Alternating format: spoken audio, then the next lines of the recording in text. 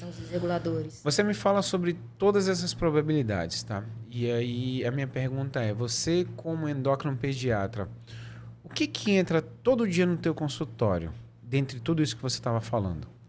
Gente, eu acho que o que mais eu pego é puberdade precoce em meninas. É uma quantidade muito grande de casos, né? A gente vê na nossa região uma quantidade muito grande, né? Tanto e obesidade também, né? Eu não cheguei a falar, mas tem uma relação muito grande da obesidade com os desreguladores endócrinos, né? Lembra que eu falei que essas substâncias químicas, elas têm afinidade pela gordura? Sim, sim. Né? Então, quanto mais gordura, mais você concentra essas substâncias no seu corpo. Né? Então, facilita. Então, existe vários estudos que mostram, por exemplo, que esses disruptores endócrinos ou desreguladores endócrinos, elas aumentam o tamanho dos nossos adipócitos, né? Que são as nossas células de gordura, e alteram também a regulação da homeostase. Essa parte dessa parte que comanda o apetite, a saciedade, o metabolismo em geral, né? A homeostase do organismo. Então, isso tudo altera também.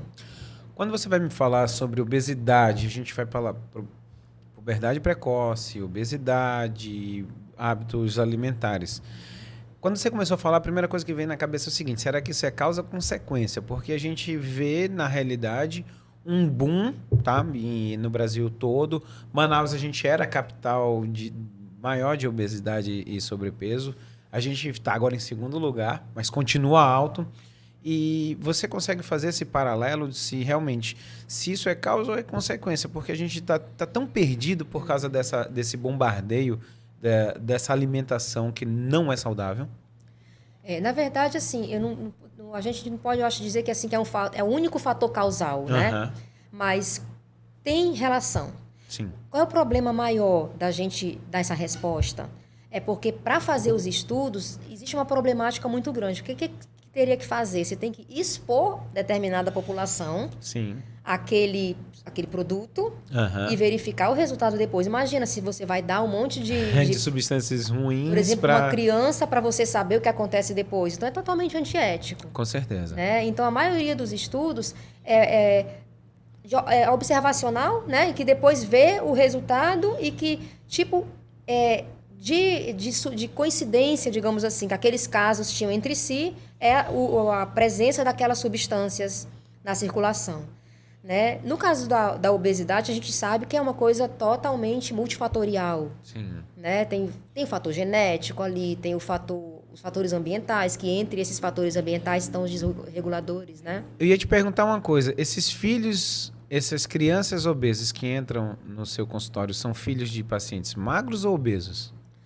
Varia muito, né? Que a gente sabe que se você tem, por exemplo, se você tem um dos pais com obesidade, já aumenta o teu risco de 50%. Se você tem pai e mãe com obesidade, já aumenta 75%, ou seja, chance absurda de você também ter obesidade, né? Então, a grande maioria, se eu for generalizar, é devido a fatores ambientais, ou seja, excesso de alimentação e pouca atividade física. Mas uma grande parte também existe os fatores genéticos associados, né? Alterações metabólicas mesmo, mas é a minoria, eu diria. Liana, quando você vai conversar com esse paciente, essa criança, eu lembro um caso só, eu lembro muito bem uma vez ainda quando eu logo terminei a faculdade, uma mãe que falou assim, doutor, brigue com meu filho porque ele não come bem. Aí eu perguntei assim, mas meu amor, ela já trabalha? Vai no supermercado comprar? Não, eu falei assim, por quê? Eu falei, não, porque até onde eu sei, quem compra é a senhora. A maioria das vezes, você dá vontade de sentar o pai e a mãe e explicar por que o filho está obeso, se os dois estão obesos? Acontece muito isso? Acontece. Não só dá vontade, como eu faço isso. Eu faço isso, né? Eu sou aquele tipo de médica que abre o jogo. Porque a gente tem que dar toda a informação possível para o paciente, no sentido de que a gente está ali para ajudar, né? Não é para dar bronca, né? Mas a gente está para ajudar. E é muito... Eu não uso muito a palavra impossível, né? Mas, assim, é muito difícil você mudar essa situação de uma criança, de um adolescente, de um jovem, né? Se você não muda a cabecinha da família toda, né? Porque tem que ter a mudança de comportamento da família inteira, né? E quando você já tem aquele fator genético, com várias pessoas na família com obesidade, é muito difícil para essas pessoas perder peso. Sim. Elas já têm uma alteração que a gente chama na homeostase, na regulação energética, no balanço energético, nessa coisa assim, entre aspas, de queimar a gordura. Elas já têm isso ruim, elas já são já é assim, difícil, já é né? muito já difícil. Então, não é porque a pessoa quer, né? Porque é realmente muito difícil. Então, essa abordagem a gente tem que ver em todas as vertentes. Né? E por que se torna difícil tratar a obesidade? Uma das coisas mais difíceis, porque é uma doença que depende muito do comportamento da pessoa. Porque quando a gente pega lá aquela doença, vai dar aquele remedinho, né? Sim, tipo, vamos tratar hipotiroidismo, a gente dá, leva a tiroxina, vai ficar beleza. Bom, resolveu. Já a obesidade, não. A gente tem que dar medicação muitas vezes, mas aí tem que ter toda uma abordagem comportamental. Mas tem que ter essa explicação, esse esclarecimento dos pais. Às vezes, tem as avós, às vezes vão na consulta também. Tem vezes que eu chamo até a babá para consulta, legal. porque às vezes a babá fica mais tempo com a criança do que a mãe. Não, né? Quando você E aí estava precisa. falando, eu vejo muito dessa forma. Às vezes você vai fazer uma consulta e aí o pai e a mãe vão fazer, olha, meu filho vai comer salada, arroz integral, franguinho na grelhado. Só que na hora da janta o menino está comendo isso e o pai pede uma pizza, o pai pede um sanduíche, tem Coca-Cola dentro do refrigerante. Difícil, né? Então, assim, se você não chamar os pais e disser assim, olha, se vocês não ajudarem, a criança não vai. Agora, uma coisa que eu estava lembrando é o seguinte, dá dor no coração seu quando você vai no mercado e você vê aquela família botando um monte de pacote. Assim, é só eu ou você também, você dói seu coração quando vê a família todinha cheio de pacote dentro do carrinho? É difícil, né? Assim, que dá vontade de a gente chegar lá e falar, mas não dá, né? Assim, uma coisa que eu sempre recomendo para os pacientes, assim, que tem casos de obesidade na família é não leve criança para supermercado. Não leva. Legal. É muito mais fácil. Porque assim, a criança sempre vai acabar pedindo alguma coisa. Quando a criança já está um pouquinho maiorzinha, que já tem um discernimento maior, às vezes, dependendo da criança, tem condição de ir. Sim. Mas criança pequena, que já é acostumada com guloseima, com uma alimentação que não é tão saudável, para você começar a educar aquela criança num novo estilo de vida, numa nova alimentação, fica muito difícil você levar a criança para aquele ambiente obesogênico, entre aspas, né? Tipo, num ambiente que está cheio de biscoito recheado, que ela já come em casa, de um monte de coisa, né? Exatamente. E a gente sabe que essas comidas, elas são gostosas, né? Por causa do bendito glutamato, né? Que vem nessas comidas, que ele ativa as nossas papilas gustativas na língua. Sim. Então, não tem como tu fazer em casa com aquele mesmo gosto. É muito mais gostoso, né? Sim. Nas papilas da gente, é mais assim, atraente aquele sabor. Então, uma criança que já é acostumada, desde pequenininho, com aquelas coisas, fica... para você fazer, entre aspas, o desmame, né? Digamos assim, não tem que deixar ficar próximo desses locais, né? Eu acho muito difícil, assim. Fica mais difícil se você levar. 2 dicas para quem está nos assistindo aqui, tá? Primeiro, não leve criança. Segundo, quando você for no supermercado, você coma antes, faça uma refeição. Porque outra coisa também que eu vi, já me falaram e eu nunca tinha me tocado. Quando você entra no mercado que você está com fome, a tendência é que você leve coisas a mais. Com certeza. E geralmente coisas muito mais gordurosas e muito mais calóricas, porque você vai pensar assim, puxa, isso aqui é legal, daqui a pouco eu posso comer. Não, isso aqui hoje de noite. E se você vai, faz uma refeição... Eu já cheguei algumas vezes de entrar no supermercado, lanchar primeiro, comer alguma coisa ali, depois ir para o mercado, porque assim, eu percebi que quando você entra, você está saciado, então você vê aquela coisa e não deseja.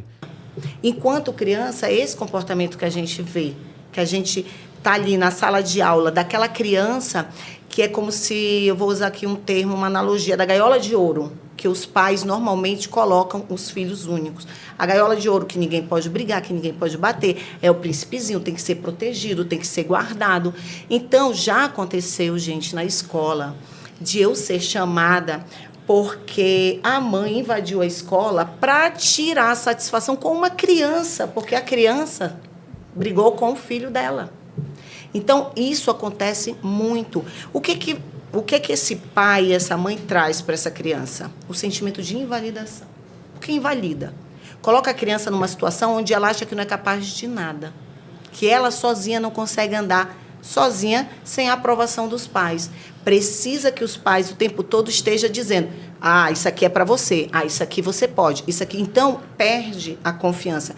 É aquilo que vai reverberar na fase adulta, porque na infância a gente vai ver no comportamento com seus pares, no caso com as crianças na sala de aula da mesma idade, porque como ele não precisa arrumar os brinquedos, porque ele não precisa respeitar o espaço de mais ninguém, porque o espaço é todo dele, a mesma coisa ele vai fazer na escola. Só que quando ele vai para a escola, ele já vai com uma estrutura formada. E aí é quando ele vai se debater, né, se deparar com essa divisão, com essa necessidade de compartilhar, de respeitar o espaço do outro, de ouvir a professora, de ter que obedecer. Então, é aí que a gente começa a ter essa dificuldade pedagógica de educação. E aí, quando nós estamos respondendo a tua pergunta, esses pais de filho único, a gente percebe que há uma dificuldade muito grande, porque não é a criança, são os pais. Como eu acabei de falar, ela é fruto, a criança é fruto daquilo que os pais fizeram com ela. Exatamente. Ou fazem com ela. Ô, Daiane, quando eu pensei nesse podcast, até fiz o convite para você, eu sofri sozinho, tomando banho, pensando numa coisa. Os pais, geralmente, principalmente os nossos que veio de uma família mais pobre, e a gente vem numa ascensão. E aí, o pensamento do pai sempre é: olha, meu filho vai fazer inglês, meu filho vai fazer intercâmbio, meu filho vai fazer isso, vai fazer aquilo. Se o primeiro não quer, eu sou o mais velho. Tá tudo bem, eu não quis, bom, vamos passar para o próximo. O próximo vai. Tentar com outro. Como é que foi para você aguentar tudo isso? Porque, às vezes, eu vejo muitas pessoas tendo a opção de ter filho único, porque eles querem dar tudo que não tiveram. Só que ninguém parou para perguntar assim: você quer? Uma coisa que eu aprendi também não é tratar o outro como eu gostaria de ser tratado, mas tratar o outro como ele gostaria de ser tratado. E aí o filho único, ele se encontra nessa posição, ele recebe tudo o que o pai não teve, o que o pai acha que é importante, sem ser, né, consultado. É claro, eu estou ali naquela posição de filha, criança. Diferente desse comportamento, eu sempre fui a criança quieta. Aquela criança que, quando ia ao shopping, não precisava dizer que não era para pedir. Aquela criança que não saía correndo pela casa das pessoas, que sempre ficou sentadinha, quietinha. Que, quando me ofereciam as coisas, eu dizia não, obrigada, porque a minha mãe já tinha falado que eu não posso ficar aceitando as coisas. Então, mas você tinha sido orientada pelos pais. Aí eu já pais. tinha sido orientada. Claro. Aí já tem um outro peso, né? Que foi esse peso da invalidação, da crença do merecimento. Sim. Porque eu ficava sempre esperando o quê? A aprovação dos meus pais. E aí eu fui justamente essa criança, essa adolescente que o Jeff falou. O curso de inglês eu estudava de manhã, à tarde e à noite. Eu era criança e acordava 5 horas da manhã e chegava em casa às 10h30, 11 horas. E eu tinha que estudar até de madrugada e acordar de madrugada para sair para estudar. E isso trouxe um peso muito grande para a minha saúde. Chegou um tempo que eu tive 2 esgotamentos físicos na escola, no ensino fundamental e no ensino médio. E até que um dia eu conheci um médico que ele olhou para mim, enquanto adolescente, falou assim: quando é que você tem lazer? Pois é, os pais não enxergam isso, né? Impressionante. Porque é uma coisa que é muito comum, né? Eu tenho um paciente que faz chinês, eu tenho um paciente que faz chinês. Está estudando chinês, eu digo: você é chinês? Está estudando mandarim? Eu digo: pai, não bastava o inglês, só o inglês não estava bom. Não. Fez inglês e agora está no mandarim também. E faz natação, e faz futebol, e faz equitação. Digo: meu Deus, essa criança brinca em algum momento? Porque, assim, tudo bem, atividades elas podem ser até divertidas, mas será que tem um momento dela para ela fazer realmente o que ela quer, o que ela gosta? Não sei. Carla, eu vou até te perguntar como um pedagoga. Eu não sei se assim a gente acaba virando pai, eu acho que a gente vem de uma soma do que a gente passou, do que a gente fez, do que a gente viu. Lá em casa eu tenho o que o Pedro estava falando. Os meus filhos têm tempo para ser criança, ponto. Então, eu acho que é muito mais importante o meu filho de tarde ele estar jogando bola depois dos estudos do que ele estar complementando com outras coisas. Então, assim, no momento que cada um precisou, pediu, o Vini faz futebol 2 vezes na semana, a Juju vai fazer ginástica artística. E daí eles fazem aula de bateria, a Juju começou a fazer piano. Aí depois quis ir para a bateria, o Vini fez aula de dança, depois foi para o teclado, agora está na bateria também, a Juju tentou cantar. E a todo momento que eles mudam, lógico, eu acho que tem um termo, eu tenho uma hora que eu falo assim, peraí, vamos mudar já? você quer realmente, vamos tentar mais um pouquinho, se você não gosta. Mas eu vejo muito isso, que a liberdade, e eu vi a Juju me falando semana passada, dizendo assim, que as amigas dela falam assim, Juju, você faz tudo? Aí ela fala assim, mas meu pai disse que eu tenho que experimentar. Isso. Assim, aquela história que você falou, Jeff, sobre os tempos difíceis e as pessoas fortes, os tempos fáceis e as pessoas fracas, parece que os pais que viveram dificuldades esquecem que essa dificuldade foi o que fez elas terem sucesso, elas estarem juntas, elas poderem dizer que venceram essas dificuldades. A gente só vence a dificuldade se ela existir. E aí, quando eles tentam, né, blindar os filhos de dificuldades, eles estão tirando essa oportunidade do filho crescer, desenvolver, aprender, né, do filho cair e levantar. Se você forra o chão de carpete, como é que esse menino vai cair, vai sentir a queda? Ele não vai sentir nunca a queda. Então, eles não percebem. Eu acho isso interessante e até me espanta, né? Os pais não percebem que essa conduta acaba não sendo a melhor para as crianças, né? Você passou por dificuldades, todo mundo passou, todo mundo vive dificuldades. Como eu falei, a vida não é um mar de rosas para ninguém. E você quer criar um mar de rosas para o seu filho? Mas será que... E aí, foi o que me fez ficar acordado várias noites, Jefferson.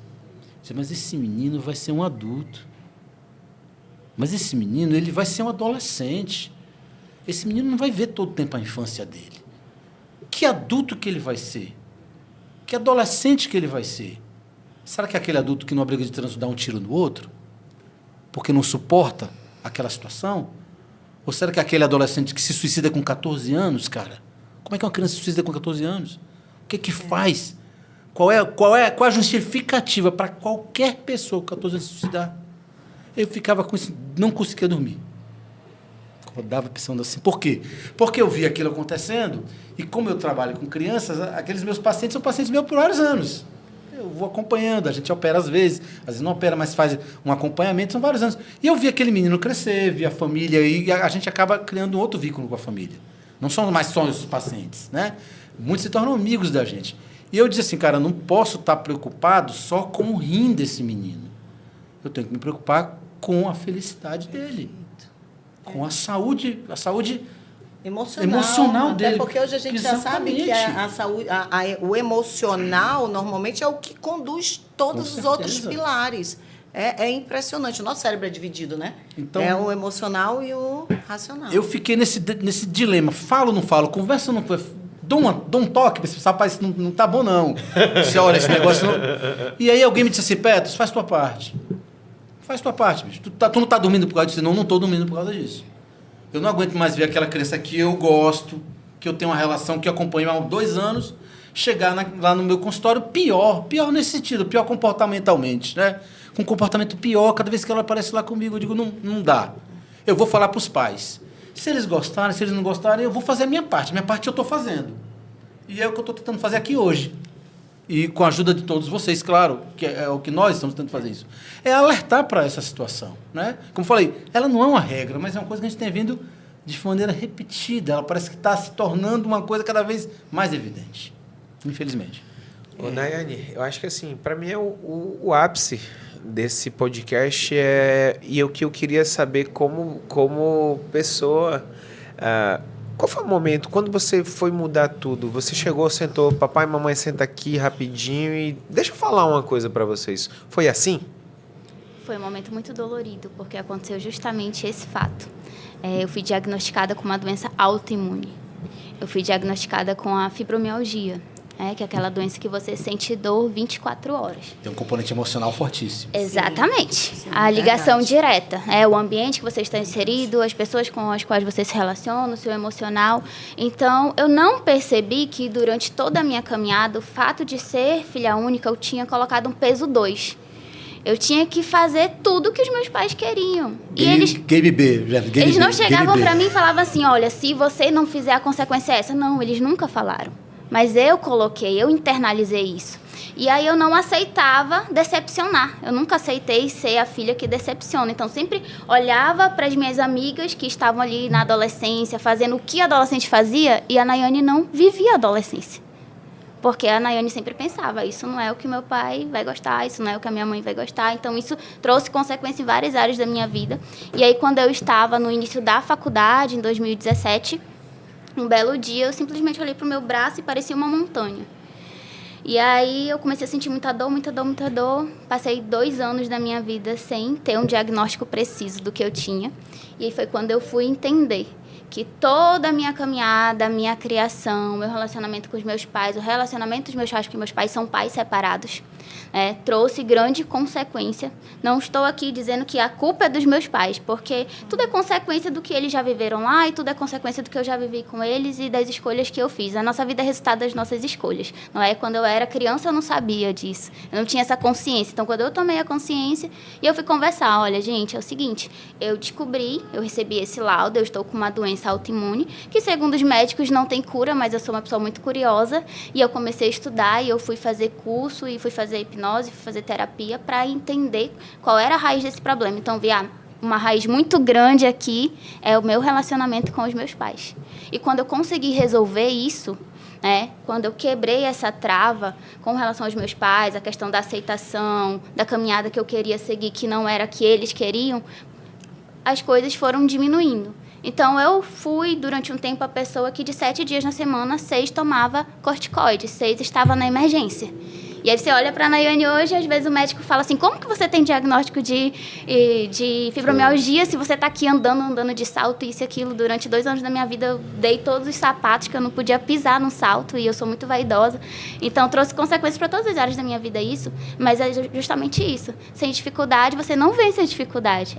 Esse foi o meu fundo do poço, essa foi o ápice da minha história que me ajuda muito e me impulsiona dentro do meu negócio hoje. Então, assim, foi dolorido, mas ao mesmo tempo muito enriquecedor e parte fundamental da minha vida. E aí, quando eu cheguei, falei, olha, vocês tiveram isso, eu aprendi, eu estudei que vocês tiveram um relacionamento assim com os pais de vocês e por conta disso vocês tiveram um comportamento assim comigo. E por conta desse comportamento e por conta dessas atitudes, eu internalizei isso e passei a ter comportamentos assim que acarretaram no que eu estou sentindo hoje, que tem outras coisas que eu preciso cuidar, como alimentação, atividade física, mas o emocional é a maior raiz daqui. O que eu preciso mudar? Não, agora eu decidi que eu quero ser eu. Eu quero viver a minha real identidade, porque antes eu queria viver um pouco da identidade do meu pai e um pouco da identidade da minha mãe. E hoje os meus pais aceitam a real identidade da Nayane, sentem orgulho da caminhada, mas se eu tivesse me prendido a essa crença do passado, eu não estaria fazendo o que eu faço hoje, eu não estaria vivendo o que eu vivo hoje, porque eu estaria vivendo o que ele... Executar. Ô, Michel, você falou uma coisa que é interessante e depois eu passo a palavra para a nossa psicóloga. Mas essa história da gente experimentar. Então, assim, eu lembro que quando era adolescente, a gente, no podcast anterior, a gente falou sobre a dependência digital. Quando eu estava ali na infância, adolescência, eu morava numa vila militar, onde a gente tinha várias modalidades. Cara, eu não fazia nada bem, mas eu jogava bola de salão, campo, fazia natação, fiz judô. Só que ter esses momentos no esporte me fez gostar de praticar esporte. Porque vocês concordam comigo que quem gosta de esporte, gosta de esporte? Então, assim, eu fiz uma aula, uma vez, uma aula que se chama Bootcamp. Bootcamp. Cara, eu tava em São Paulo, tava fazendo nada, liguei para um amigo meu, falei, cara, eu só tava correndo na época. Falei, cara, eu queria fazer alguma coisa legal. O cara falou, vai numa aula de bootcamp. Fui lá, bicho, cara, botou quente mesmo. Até porque eu cheguei com camisa de corredor. Eu falei, quer dizer que você é corredor, né? Então vamos lá. E o cara, bora testar. Pau. Mas você entende que gosta. Sim. Gosta. Quem gosta de esporte, gosta. Então, assim, eu vejo que a necessidade que é botar e experimentar. É isso mesmo? Exatamente. Principalmente para a criança, você tem que deixar ela livre, né? Porque ela está em fase de aprendizagem. E o esporte também, ele vai colaborar nessa aprendizagem dessa criança para aumentar o repertório dela em várias situações, né? Então, se a criança quer fazer natação, põe ela na natação. Enjoou de natação, não quero mais. Aí o pai, não, mas você tem que ir. Não quer mais. Respeita que a criança está dizendo que não está legal. Oferece outro tipo de atividade para ela, outra modalidade. Depois eu tenho que sentar com quero... para pegar umas Eu consultorias. eu quero fazer futebol. Põe a criança no futebol. Então, ela tem essas vivências, essas experiências todas que, com certeza, ela vai acumulando aprendizado, né? E vai acumulando um monte de coisas também, porque naquela simples brincadeira ali de futebol, você também... a criança tem limites, você pode colocar regras, você pode não ter regras. Então, tudo isso é trabalhado na criança. E ela experimenta isso no futebol, ela experimenta na natação, em várias modalidades, né? E é importante que tenha esse movimento. Eu acho que a criança tem que movimentar, né? Não pode ficar parada. E aí, se quer ir para o esporte, vai. Se quer só fazer educação física na escola também, deixa fazer educação física na escola, mas tem que participar, porque, inclusive, a educação física na escola tem um monte de regras que a criança está aprendendo ali, que é importante para ela, né? E mais tarde ela vai querer fazer um esporte, com Camila, certeza. você falou uma coisa que eu achei interessante. Você falou que se arrepende de não ter experimentado outros esportes. De onde veio isso? Bom, agora que eu comecei no triatlon, eu percebo que eu tenho algumas falhas na minha coordenação motora, equilíbrio. E, assim, como estudante de educação física que eu era, a gente aprende, né, que tem idades que a criança tem que desenvolver, tem que praticar vários esportes, tem que fazer judô, tem que fazer esporte de bola, tem que ter várias, a maior experiências possíveis. E eu só tive a experiência da natação. Detalhe, eu sempre gostei de nadar. Não entrei em outro esporte porque eu me especializei na natação. E eu era boa, eu treinava, competia. Então, foi um mundo assim que eu entrei nesse mundo. Mas eu sinto, assim, hoje em dia, que eu poderia ter feito outras coisas junto com a natação. Nem que fosse só dia de sábado ou só uma vez na semana, entendeu? Acho que isso faltou, mas, claro, a gente não sabia, né, disso. Meus pais não são professores de educação física. Mas eu não me arrependo de nada, assim, de ter feito natação. Eu devo muito ao esporte na minha vida. E, bom, isso que eu queria falar sobre o que a Silvia falou é muito interessante, porque tem crianças que, por exemplo, eu tenho lembranças muito boas do esporte, desde que eu era criança, e isso ficou como uma memória boa na minha cabeça. E já tem colegas minhas da natação daquela época que hoje em dia veem o esporte como uma coisa assim chata, uma coisa que não foi uma experiência legal na vida, né? Por quê? Tinha a pressão dos pais, tinha a autocobrança, né, que talvez não sabia lidar. Então, acaba que deixa o esporte de lado e acaba vendo isso como uma coisa negativa na história dessa pessoa, né? Fala, foi chato aquilo. Já no meu caso, por exemplo, eu não tive isso, porque meus pais nunca me pressionaram, nunca fui obrigada a fazer nada, então, para mim, sempre foi muito prazeroso. E hoje em dia, como professora de educação física, eu já tive crianças, né, que eu dou aula de natação, e a criança, eu começo a notar que ela já vai para aula assim meio desanimada, que começa tipo assim, já aprendeu a nadar, mas não está muito motivada para continuar. E eu falo com o pai, olha, já está na hora de tentar outro esporte, vamos ver se talvez só uma vez na semana. Sim, eu sou bem sincera, claro que eu não quero perder meu aluno, mas eu também não quero que aquilo fique como um trauma, tipo, que chato ter que ir para natação, que chato ter que fazer uma atividade, entendeu? Não, é interessante falar sobre isso, primeiro, tentar vários esportes. Uma vez o Márcio é nosso professor de triatlo, da Silvia e da Camila, ele me falou uma coisa interessante. Meu filho começou a jogar muito bem futebol, e aí o que fazem muito aqui no Brasil? O moleque joga bola, então beleza. Então ele vai jogar de segunda a segunda, ele só joga futebol. Aí queriam que fazer isso com ele. Segunda, quarta, sexta ele jogava salão, terça, quinta e sábado ele jogava campo, e domingo ele batia uma bolinha lá embaixo no prédio. Só que o Márcio falou exatamente isso, e é isso que a gente não tem esse conhecimento. Diz assim, não faz isso. Primeiro que tu vai estourar os meninos, que é o que acontece com a maioria dos grandes jogadores brasileiros. Depois eu queria que você falasse sobre isso. O Ronaldo mesmo, o fenômeno, cara, o moleque começa desde muito cedo, numa pressão muito grande, só joga bola, e aí chegou a hora quando ele estourou o menisco dele e tal. O que aconteceu? Na realidade, ele vem do overtraining desde a infância. Ele vai pegando aquela porrada. E teve uma outra coisa que eu nunca percebi. O Márcio falou assim, Jefferson, se seu filho faz judô, o dia que ele for cair de bicicleta, ele vai saber rolamento. E eu lembro que, assim, a gente até fala, desculpa meninas eu falar isso, mas assim, a queda de bicicleta de um homem e de uma mulher é completamente diferente. a mulher geralmente ela cai de cara, ela tem fratura. Pô, eu sou cirurgião. Eu posso falar por experiência. Você tá entendendo? Sim. Se arrebenta todo. E o que é que o menino faz? Ele faz um rolamento. Sim. E eu lembro porque eu já caí e dei um rolamento e eu falei, cara, eu não sei nem... Instintivo. É instintivo. Eu já vi homem caindo de bike e correndo. E rola, não se rala. Não, e eu caí de bike, eu quebrei minha cara. Eu falei, até brinca comigo, né? Não vai meter a cara. Aninha, qual a importância que você vê na relação familiar para o desenvolvimento geral e emocional da criança? A importância, acho que é total, assim. E o que eu mais pego lá no consultório, vou dar um exemplo só, não relacionado ao desenvolvimento, mas a alimentação, por exemplo, né? Que vai ter a ver com o que a gente vai falar também.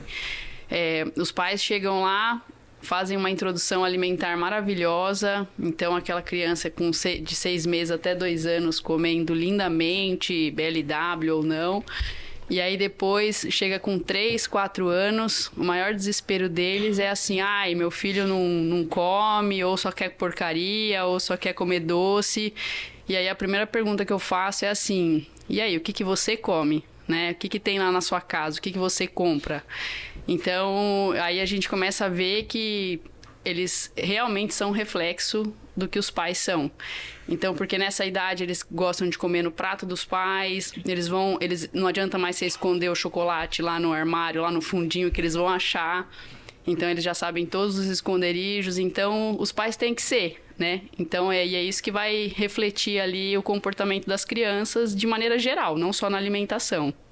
Ale, deixa eu te perguntar, já pegando esse gancho da alimentação, quantas vezes sentou na sua cadeira um adolescente ali, que você pega muito adolescente, um adolescente obeso com os 2 pais obesos e os pais só recriminando que o menino comia ruim? É difícil, mas eu tenho que falar na lata. Quem é que compra todos os alimentos para sua casa? Pega. Aqui em Manaus pega, Lesa, vamos lá. Pega, Lesa. E aí eles ficam numa saia justa, mas eles confessam que eles são culpados, né? E aí eu começo a perguntar quais são os seus hábitos. Claro que vai refletir na criança. Como é que eu vou... A criança é o espelho dos pais. Se eles não têm uma vida saudável, uma alimentação saudável, como é que isso vai passar para os filhos? E aí começa aquele jogo de cintura. Ah, mas eu compro, mas não é para comer. Aí é aquela história.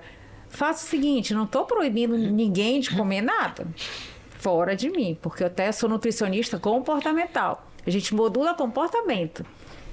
Deixa para ele comer essas besteiras num colégio ou num aniversário, mas não leve para sua casa. Mas ali, qual o momento ali? A Aninha falou muito isso, vai ali até os 2 anos, bacana. Qual é o momento que parte, às vezes, da criança? A gente está falando muito sobre pais, mas às vezes eu vejo até de repente os pais que são mais saudáveis, mas existe um cunho psicológico. Da outra vez que eu gravei, a gente falou muito sobre isso. A gente come emoções. Quantas vezes a gente está ansioso, eu abro a geladeira completamente, com toda a consciência que eu não tô com fome, que eu já jantei, mas que eu tô comendo emoção. Você pega ali um rolinho, faz um queijo, um presunto, alguma coisa, e você não tá com fome. Qual é o momento que hoje em dia você vê muito ali a criança ou o adolescente, que ele começa a ter isso, que às vezes até foge da família? A gente tá falando muito dos pais, mas às vezes a criança também, ela foge e, lógico, reflexo emocional. É porque a ansiedade está presente em... Todos nós somos ansiosos, né? E na criança, no adolescente, o que acontece? Excesso de informações e falta de foco. Devido também ao uso excessivo de celular. E aí, muitas vezes, não praticam exercício físico, não tem um horário. E isso vai gerando muita ansiedade, porque ele não consegue fazer as tarefas que eram para ele fazer. Aquela cobrança excessiva. Aí acabam na comida. Ale, deixa eu te perguntar uma coisa. Agora vamos para os pais. Qual é a envergadura moral que um pai vai ter se ele come x-salada, ele toma Coca-Cola na hora do jantar e ele quer mesmo que o filho dele coma salada e brócolis? Me conte aí. Eu vou falar da minha vida nesse momento que eu vou dar meu testemunho. Lá em casa nós temos uma situação muito difícil, muito desafiadora, que o meu marido, ele adora todos esse tipo de besteira e foi a forma que ele conquistou meus filhos. Por quê? Porque eu saía para dar plantão no final de semana, ele pegava meus filhos quando a gente não era casado ainda e eles eram menores, os 2 mais velhos, e ele levava para comer tudo que os meninos nunca nem tinham comido. Por exemplo, primeira vez que meus filhos comeram pastel foi com ele. E a nossa filha mais nova, né? Ela é louca por pastel. Só que isso não pode ser uma rotina. Então, lá em casa, eu chego, tipo assim, aos extremos de eu dizer, está proibido iFood dia de semana. Por quê? Porque antigamente a gente não tinha iFood, a gente só tinha acesso a isso final de semana. Hoje em dia, o que as pessoas fazem? Por não querer se organizar, não querer ter o planejamento, não querer esquentar a comida que está pronta na geladeira. Ou então, você simplesmente, por uma questão de prazer imediato, você pede do iFood. Então, pedindo do iFood, você não vai pedir alface. Ninguém pede alface do iFood. E aí, isso é uma coisa que acaba gerando, né? Acaba gerando uma rotina alimentar inadequada. E a gente precisa realmente, é um trabalho de formiguinha. Porque lá em casa, eu acho que eu não tenho que educar só meus filhos, eu tenho que educar meus filhos e meu marido. Apesar da Natália amar alface, amar... assim, ela é naturalmente light, a Natália, né? Mas isso é um desafio que a gente passa no cotidiano de não querer ter o planejamento e quando não se planeja, morrer nas piores opções possíveis dentro de um aplicativo que leva à falta de saúde na casa de todo mundo.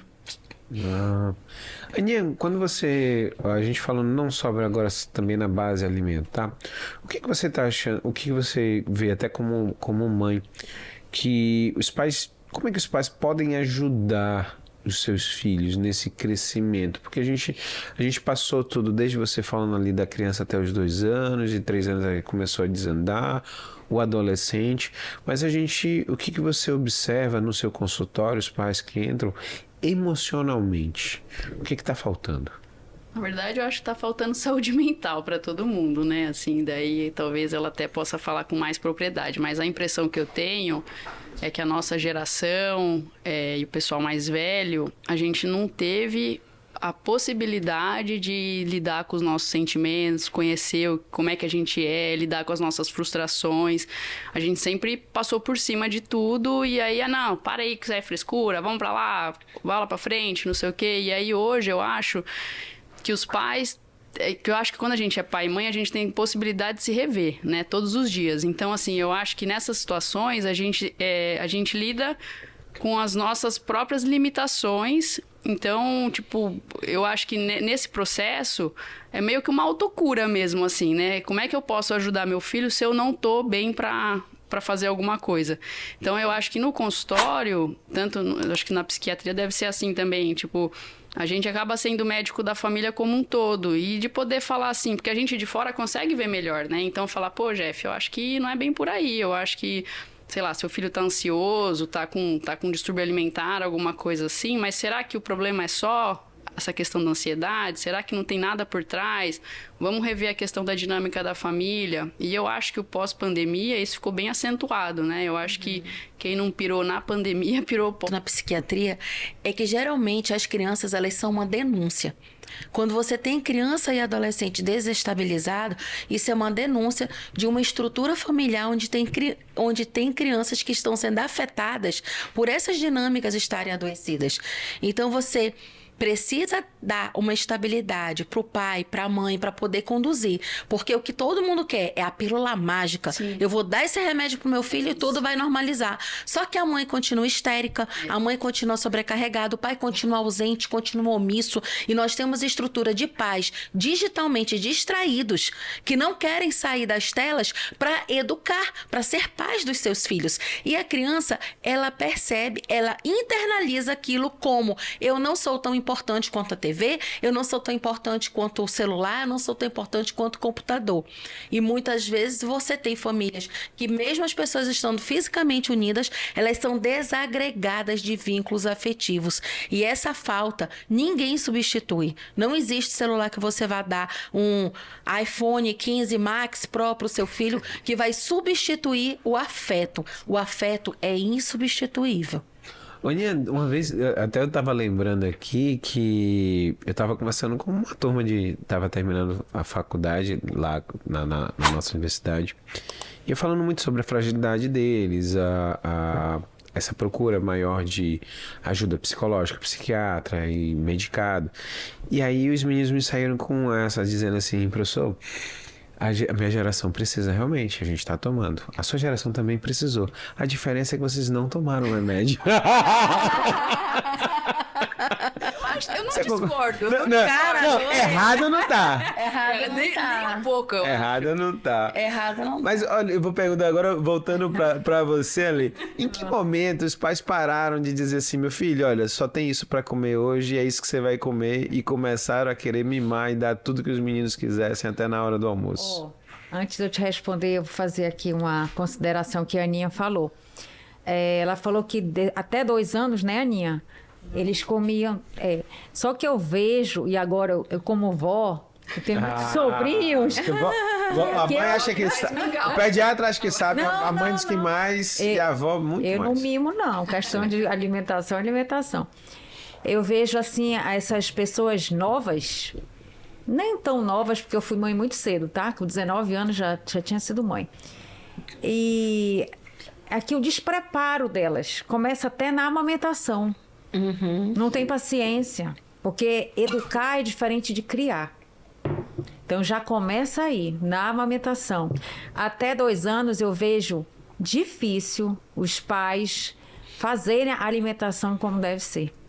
Aí 2 anos para lá, pior ainda. Essa é a minha visão, eu acho. E a Lê tem uma coisa muito interessante. Eu amamentei meus filhos, assim, exclusivamente, uns até 4 meses e meio, outros até 6, mas isso requer uma dedicação total. Mesmo que eu tenha voltado a trabalhar, meus pacientes todos lembram que eu levava a Natália no cestinho, né? Por quê? Porque é demanda livre. E hoje as mulheres, elas não querem amamentar, porque elas vão manter aquele vínculo durante muito tempo. Ou quando elas amamentam, elas pegam a sua frustração, jogam naquele vínculo e elas não querem mais desgarrar do vínculo, quando você já necessita fazer o desmame. Então a gente vê muito esses extremos de mães que não querem amamentar e querem se desvincular logo. Excesso, né? Ou que não querem mais tirar a criança. Começa a introdução alimentar como deveria, aí já começa a seletividade alimentar da criança a ser desenvolvida.